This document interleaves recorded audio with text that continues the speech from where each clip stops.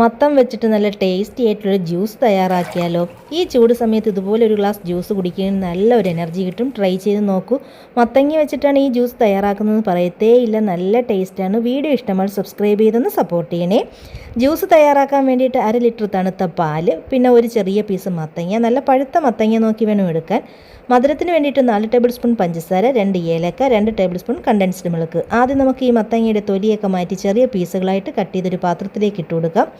ഇതിലേക്ക് ഏലക്കായുടെ കുരുവും 2 table spoon പഞ്ചസാരയും കുറച്ച് വെള്ളം ഒഴിച്ച് നമുക്ക് നല്ലതുപോലെ ഇതൊന്ന് വേവിച്ചെടുക്കാം. വേവിച്ചിട്ട് വേണം ജ്യൂസ് തയ്യാറാക്കാൻ. കുക്കറിലൊന്നും ഇടേണ്ട ആവശ്യമില്ല, പെട്ടെന്ന് തന്നെ വെന്ത് കിട്ടും.